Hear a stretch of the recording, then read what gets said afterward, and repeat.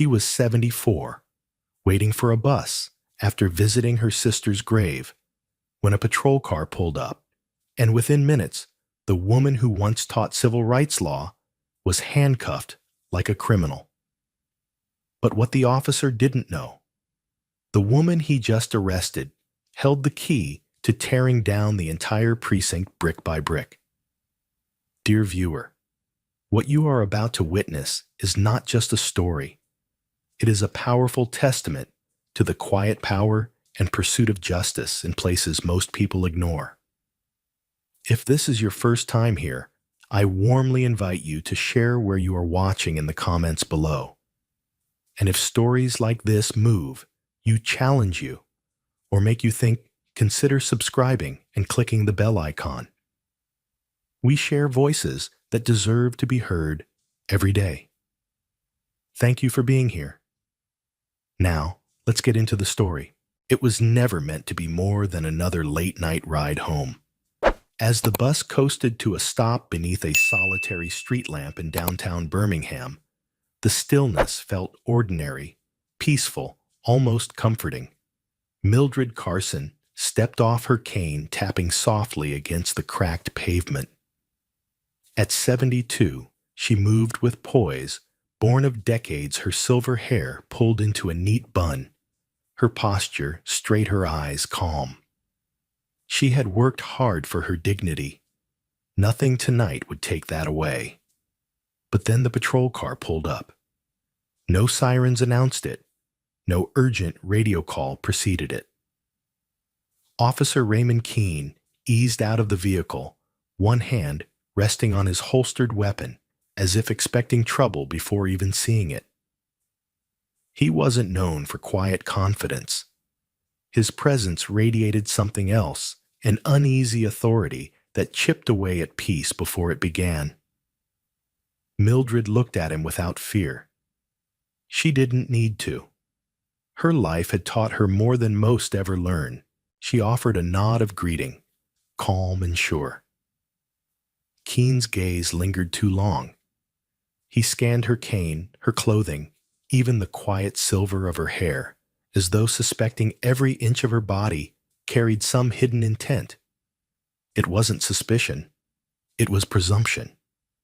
The first words he spoke were clipped, professional, ma'am. This is a restricted area after midnight. But the sentence felt crooked. His tone carried accusation wrapped in courtesy. Mildred tilted her head slightly. She hadn't asked to be stopped, but she answered politely. I live 2 blocks that way. I'm waiting for an Uber. She explained, her voice steady. She'd learned long ago that words were her armor. Keene stepped forward. I need your identification, he said. Mildred offered her faded driver's license without hesitation. The glow of the street lamp revealed a face aged by time, but marked by resolve. She thought, I've earned my right to walk home. Yet the moment she extended that card, something shifted in his eyes. He studied the faded photo on her license, then looked at her again, as though he no longer saw a grandmother coming home, but a criminal trying to smile her way out. Stand still, he ordered. She froze, calm but confused. The command felt coarse. She complied, hands rising slightly, to prove she carried nothing wrong. And then, as though she'd triggered something in him, Keene reached for his handcuffs. She watched, stunned. Why are you doing this? She managed. Standard procedure, he replied, as if right matters more than truth. He clicked them into place.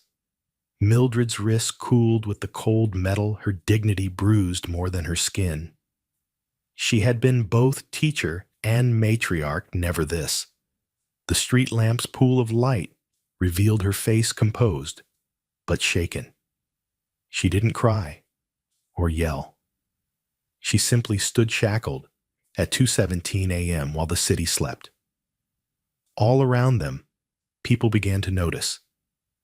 A teenage couple huddled in the shadows with a phone. A passing jogger halted in mid-step, uncertain what she was seeing. Drivers slowed, craning their necks. A night shift nurse, carrying a box of paperwork from the hospital across the street, hesitated, hand on her own phone. From quiet observation came a sense of wrongness, too palpable to ignore. Nobody moved. No one intervened. No witness became a hero. Instead, they watched in stunned silence as Officer Keene led her Aunt Mildred, as the nurse called her into the back of his cruiser. He didn't offer her a seat or a blanket. He just shut the door and walked around to climb into the driver's side, leaving the street lamp glowing on an empty corner. Mildred sank into the back seat with measured grace. She didn't ask to call her lawyer, and she didn't demand a supervisor. Instead, as the engine started, she reached into her purse and pulled out a small envelope. Inside was a packet of scholarship grant checks for local students' checks she had written earlier that day. Among them was one addressed to a young man named Terrence Keene, Officer Keene's nephew. Years ago, Mildred had helped pay for amputations after a gunshot accident, and those checks had made the difference. But he didn't know. Yet. As the car rolled away, the street lamp blinked once and shut off, leaving the corner in darkness, a quiet but powerful sign of what had been stolen in that moment. Not just freedom, but respect. Not merely peace, but trust. The quiet cruelty of presumption had taken something vital, and the night would soon come alive with questions nobody could ignore. And someone would have to answer. By morning, Birmingham was already whispering. The video of Mildred Carson's arrest had spread beyond the street corner, shared first by a teenage witness and then picked up by local news. The footage had no audio, but it didn't need it. The image of a handcuffed elderly woman being led into the back of a squad car, her face lined not with guilt, but with sheer disbelief, told the story louder than words. Officer Raymond Keene had written his report by then. In it, he described a non-compliant suspect, a potential identity conflict, and justified restraint per protocol. He emphasized safety. He underlined suspicion. He sanitized the truth with the confidence of someone who thought the badge on his chest could erase everything. But across town, in a cramped city newsroom, lit by dusty blinds and the glow of second-hand monitors, investigative journalist Lila Moreno read the report twice and knew something was off. Lila had been watching Keene for over a year, not because of heroism or promotions, but because of Whisper's quiet ones. Her inbox had filled with them tips, red flags, anonymous complaints from residents too tired to file official grievances, but too angry to stay silent. He wrote more tickets in black neighborhoods. His body cam went dark more than once. In one case, a high school senior walking home from debate club had been pinned face down on the hood of Keene's cruiser for loitering. The system had looked away, but not this time. Lila made a call to a contact inside Internal Affairs. She didn't ask for favors. She just asked questions that deserved answers. How many use of force reports does Keene have, she asked. The line went quiet. Then came a slow exhale and 2 words too many. Records showed a disturbing pattern. 8 misconduct complaints in 4 years. 5 of them involved elderly individuals. 2 had already filed civil suits. One, a retired veteran named Henry Whitaker, had died weeks after a hospital admission triggered by an altercation with Keene. The file had been sealed. Lila read that last part 3 times. And still he was on the streets. She pulled up his academy records. Below average in conflict de-escalation. Marked highly reactive under pressure. He'd once failed a psychological evaluation, then mysteriously passed it on a retest supervised by his precinct captain, a captain who incidentally was his cousin. The deeper she dug, the more the badge began to tarnish. The more his uniform, once meant to protect, began to feel like armor for something unworthy. She compiled every thread, every case, every complaint, every quiet testimony from people who thought they'd be dismissed if they spoke up. By noon, her story was ready. Its headline was simple: History of Harm, a Pattern Behind the Badge, and at its center was a photo. Keene standing, with his hands on Mildred Carson's shoulders, expression hard, her wrist cuffed, her cane lying on the pavement beside her, like a question the law refused to answer. The story dropped like a match in dry grass. Within the hour, the mayor's office released a statement promising a full investigation.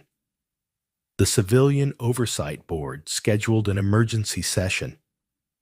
And in neighborhoods across Birmingham, people who had once feared they'd be ignored suddenly had reason to hope someone might finally listen. At the precinct, Keene's demeanor began to shift. He brushed off the news story as media spin. But when he walked into the break room and the conversation died mid-sentence when eyes no longer met his, he knew something had cracked. He didn't understand it yet, not fully, because men like him were rarely forced to. He didn't see the woman behind the cuffs as a scholar or a civic leader or someone who had shaped the very system he now stumbled through. But the city was starting to. And what it saw was not a criminal. It saw resilience. It saw a grandmother treated like a threat. It saw injustice not in theory, but in high definition. And it wasn't going to look away again. Somewhere in the courthouse archives, a clerk began pulling Keene's previous cases for review. Somewhere else, a retired officer wrote a sworn statement he should have submitted years ago. And far away in Washington, a federal civil rights attorney whose email had buzzed with the name Mildred Carson 3 times in one morning paused her meeting to say, "Find out everything about Officer Keene. Because behind every uniform is a person." And some truths don't stay buried, not when they've handcuffed the wrong woman. Not when justice finally begins to remember what it's supposed to mean. In the quiet aftermath of the incident, Mildred Carson didn't speak. Not to reporters crowding her front gate. Not to the church members who left hot meals and handwritten prayers on her doorstep. Not even to her niece Alana, who had driven 5 hours from Montgomery after seeing the footage on the evening news. It wasn't that Mildred couldn't speak. It was that her silence had weight and inheritance from years of knowing when words could cost more than they were worth. She'd taught courses on civil liberties, lectured halls full of students about due process, about rights afforded and denied. But this was something different. This was not a case study. This had been her body, her wrists, her name. She'd always believed in teaching with composure, never rage. But rage was in her now, coiled beneath her ribcage like a living thing. She didn't unleash it. She studied it, sat with it, let it simmer into something sharper. Her home became a vigil. Outside, local organizers began to gather not with chants or bullhorns, but with folding chairs and notebooks. They didn't come to protest. They came to listen. Because in Birmingham, when an elder sat quietly, you waited. You didn't fill the silence. You let it guide you. And then on the 5th night, Mildred emerged. She stood on her porch in a plain black coat. The cameras flashed. The crowd stilled. Her voice, when it came, was soft, hoarse from disuse, yet piercing in its steadiness. "I want you to understand what they saw." She began, her eyes scanning the crowd. They didn't see a woman. They didn't see a professor. They didn't even see a human being. They saw what they were taught to fear, and they acted on that fear like it was a fact. No one moved. She continued, "The silence I carried wasn't just mine. It belongs to every name left off a report, every bruise excused as policy, every breath that was shortened by suspicion." Mildred's words weren't just testimony, they were a reckoning. "I've spent my life believing in the power of the system to correct itself. I believed that if we just educated the next generation, trained the lawyers, mentored the officers, wrote the legislation, we could reshape this thing into something fair. But I was wrong. Education is not enough when fear is louder than truth." A hush swept through the gathering, heavier than before. "This is not about one bad arrest," she said. "This is about a structure that confuses compliance with safety and dignity with threat. It's about being asked to justify your presence in a world you helped build." Then she paused, letting her words settle. A young woman near the front wiped her eyes. "I am not broken," she said, her voice now rising. "I am not defeated, but I am changed." She spoke then of Marcus. Her late husband pulled from their car years ago during a routine stop that turned violent. How they'd buried his pride long before they buried his body. She spoke of the students she once taught who never believed her when she said, "Even if you wear the suit, the badge, the title, they may still see you as a suspect before they see you as a soul." She spoke of the officer Keene without venom. He did not invent racism. He merely operated within its allowance. Then she looked at the cameras, her gaze unflinching. To those watching this footage from your living rooms, shaking your heads, ask yourself this: what part of you needed to see bruises to believe it happened? Why wasn't the dignity enough? The air around her thickened with collective shame and then clarity. "I'm speaking now," she said, "because I will not let this moment be digested into a headline and forgotten. I'm speaking because silence is not safety, it is surrender." And with that, she stepped down, not into retirement, but into something else, something far more dangerous to the comfort of the status quo, the resolve of a black woman who'd had enough. By morning, the clip of her speech had gone viral. Not because she shouted, but because she didn't have to.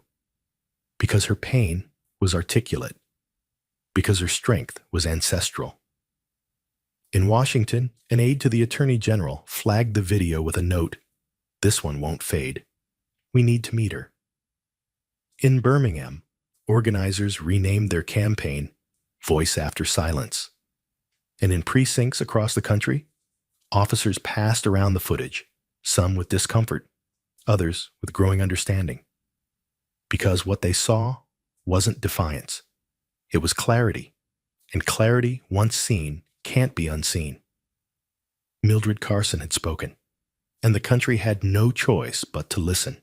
By the time the internal affairs team walked into the Birmingham 9th Precinct, the tension was already boiling under the surface. No sirens, no warnings, just a knock on the door, a federal badge and a stack of subpoenas that weighed heavier than any gun on a hip.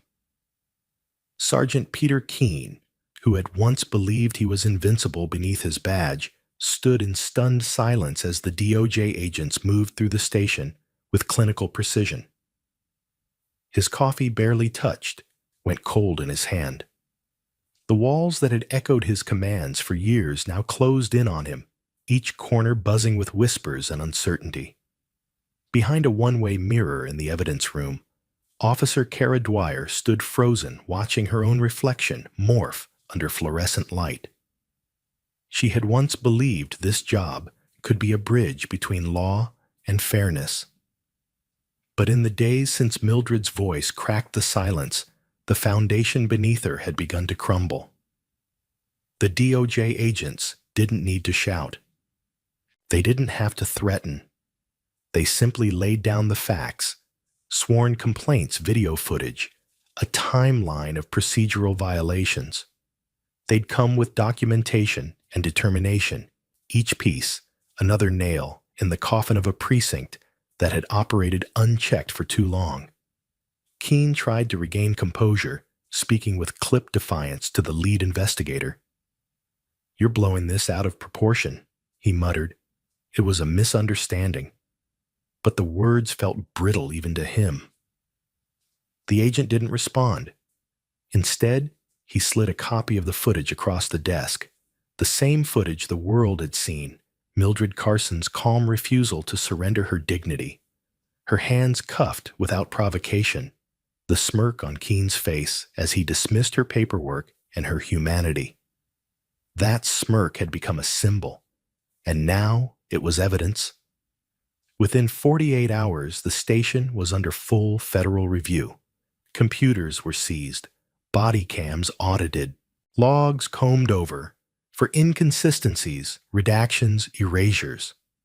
Every corner of the building, every drawer, every file cabinet bore the weight of scrutiny.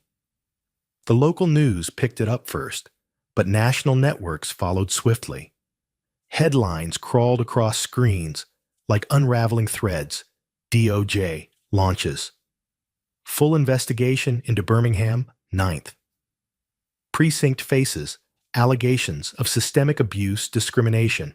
Whistleblowers step forward following arrest of civil rights educator. The last one stung more than the others for Keene, and for every officer who'd laughed at Mildred's silence, dismissing it as fragility. Mildred herself didn't return to the precinct. She didn't need to. Her truth was already reverberating through its hallways. It was in the way the officers walked quieter now. In the way the radio static felt heavier. In the way Officer Dwyer hesitated every time she reached for her clipboard, wondering which report might later be evidence. But the real collapse began with the community. Protests weren't held on courthouse steps. They were held in classrooms, at town halls, in living rooms where families asked questions they'd buried for years. Faith leaders spoke of justice with urgency. College students wore shirts that said, "Ask me about Mildred." And slowly, the support that had once protected Keene Station began to erode. Local businesses stopped donating coffee and equipment. Community liaisons resigned in protest. A major civil rights organization announced it was filing a federal class action suit naming Keene and 2 other senior officers. It wasn't just Keene's career on the line, now it was the entire command structure. When the precinct captain was called into a closed-door meeting with the mayor and city council, the verdict was swift. Effective immediately, the Birmingham 9th Precinct was placed under independent oversight, with pending review for complete restructuring. The fall didn't come with sirens or chaos. It came with stillness. The kind of stillness that follows when the lies have been exposed and the truth is too loud to ignore. That night, as the officers cleared out their lockers, some in shame, others in confusion, Kara Dwyer sat alone in the break room, staring at the framed photo of the department's Officer of the Year awards. Keene's face appeared twice. She picked it up, then slowly turned it face down. Outside, the press waited, not for an arrest, but for a reckoning. And inside the cracked walls of a station that once stood like a fortress, the collapse was nearly complete, not from fire or protest, but from the undeniable power of one woman's truth finally being heard. Mildred Carson had not needed to knock the station down. She had only needed to stand. And everything built to silence her fell under the weight of its own reflection. The days that followed were not quiet, but they were deliberate. Mildred Carson didn't vanish back into the margins after the DOJ press conference or after the disciplinary hearings that followed. She didn't retreat, though no one would have blamed her if she had. Instead, She walked forward into a space she had never asked for, but one she now realized had been waiting for her all along. At 74, Mildred found herself sitting on panels she once taught about in her lectures. Panels about police reform, civil rights litigation, and systemic bias. The irony wasn't lost on her. For decades, she had stood at the front of classrooms, urging students to see beneath the surface of law and order. Now she was helping draft new protocols for how that law would be enforced in precincts just like the one that tried to silence her. There was a public forum held in Birmingham's Central Library weeks after the investigation into the 9th Precinct concluded. Hundreds showed up. Veterans, clergy, young activists. Some officers, too, in plain clothes, faces taut with the weight of reflection. Mildred sat at the center table, not behind a podium, but among the people. When her name was called to speak, she didn't rise right away. She placed her hand on her chest, where the soft thud of her heartbeat steadied her. I never expected to be standing here. She began, her voice low and resonant, because for most of my life, I believed being right was enough. That dignity would protect me if I just carried myself with grace. But what I learned that night, what I hope you all understand now, is that even the strongest among us can be erased if we aren't careful. And what matters more than being right is being seen. The silence that followed wasn't empty. It was charged full of understanding and shared weight. Her words did not aim to incite, but to reconcile. Not to wound, but to repair. After the forum, a mother approached with her teenage son, who kept his eyes low until Mildred smiled at him gently. He wanted to drop out of school, the mother said, voice trembling. Said, "The world doesn't care. But he saw your video. He heard you speak. Now he wants to study law." Mildred didn't respond with grand wisdom. She reached out, touched the boy's shoulder, and simply said, "Then make sure the next time this happens, you're the one who stops it." Meanwhile, the repercussions from the DOJ's findings rippled outward. 3 officers were permanently dismissed. A federal oversight board was installed over the department. New hiring protocols demanded cultural sensitivity, mental health training, and body cam accountability that couldn't be paused or edited. The precinct that once ignored her name now carried the stain of trying to erase it. But for Mildred, legacy was never about revenge. It was about redefinition. She returned to the university one fall afternoon to speak in the same hall where she'd once lectured as a professor of constitutional law. A banner hung above the entrance, Mildred Carson Forum, on justice and public accountability. Her students past and present filled the auditorium. Among them sat Marina Lopez, the former student turned DOJ agent who had helped unshackle her that night. "You were right," Marina told her afterward. "Justice isn't a destination. It's a posture, and you showed us how to hold it." Outside, life continued, as it always had, cars honking, children playing city buses, wheezing along routes unchanged. But something was different. Not louder, just more awake. One afternoon, Mildred sat beneath the large oak tree outside her sister's old house, the house she'd been on her way to the night of the arrest. She opened a letter she'd received from a judge in Atlanta. Inside was an invitation. Help lead a task force on civil rights enforcement for the entire Southeastern District. She laughed, not bitterly, but softly, like someone remembering a promise the world had almost forgotten to keep. That evening, Mildred walked alone to the edge of the old bus depot, the one where it all began. The platform had been cleaned up, repainted, the overhead lights fixed. Someone had even planted flowers where the cracked tile used to be. As she stood there, hands in her coat pockets, a bus rolled in. Slowly doors hissing open. No fanfare, no speeches, just a moment. And then a young girl stepping off her backpack slung over one shoulder, earbuds in. She passed Mildred with a nod, a flicker of recognition in her eyes. That's when Mildred understood the end of her story was never meant to be written by a mugshot or a courtroom verdict or a DOJ headline. It would be written in the moments that followed, in the reforms that took root, in the students who stood taller, in the officers who changed their oaths from silence to service, and in the quiet certainty that this time the system didn't just blink, it remembered, and it would not forget her name again. Mildred Carson's story began like many others, quietly, unexpectedly, and without a headline. There were no camera crews waiting, no news tickers scrolling across screens.